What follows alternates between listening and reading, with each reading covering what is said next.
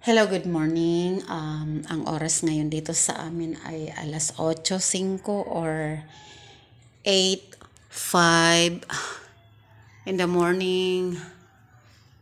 Ayan. So, titingnan lang natin ang aming alaga na si Daris kung kumusta na kasi alam mo na, nakakwarto yan, nakakama, tsaka naka-aircon. Ganyan namin kamahal ang aming mga alaga dito. Hindi namin yan tinatalian. Okay. Buksan natin. Ay, nako. Ayan na. Nakakama nga. Talagang tumabi siya sa kuya niya. Ayan pa nga, oh.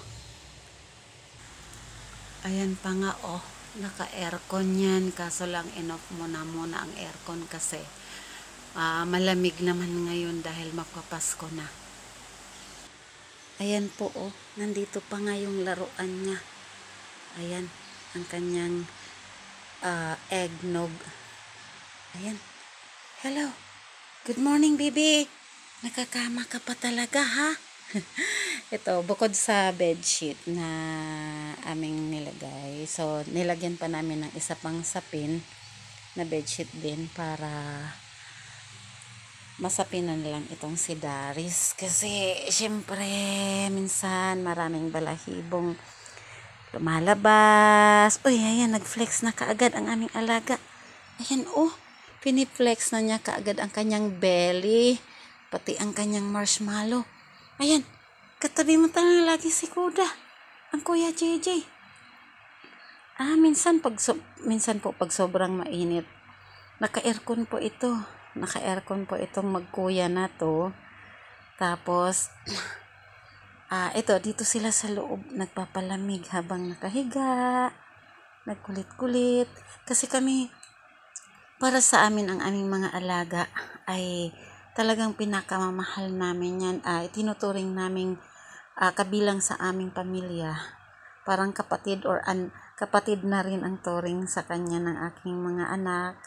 Tapos ako naman, tinuturing ko na rin siyang isang anak. Kaya never kaming nagtatali ng aming mga alagang aso man or pusa. Kasi feeling ko, parang wala silang kalayaan kapag sila ay nakatali or nakakulong. So, mas maganda na sila po ay maganda ang turing natin sa kanila bilang isang kapamilya na rin. Kasi nakikita ko at nararamdaman namin na mahal din kami ng aming mga alaga, pusa man o aso. Kasi tinuturing namin silang kabilang sa aming pamilya. Ayan po, oh. Ayan, oh. Nakatihaya. Oh, talagang lalo niyang tinitihaya yung kanyang belly, ang kanyang tiyan. Ito pa. Ito bit-bit niya kasi pag binibigyan namin ng food, binibit-bit niya dito sa kama. Pero syempre sinisigurado namin na malinis naman ang aming ang kama ng aking anak. Para malinis naman. Syempre nagpapalit kami ng mga bedsheets para siguradong malinis yan. Tapos itong alaga naming aso ay aming nililiguan yan. May shampoo pa yan at may pabango. Kaya surely malinis po yan. Then, check natin ang paa.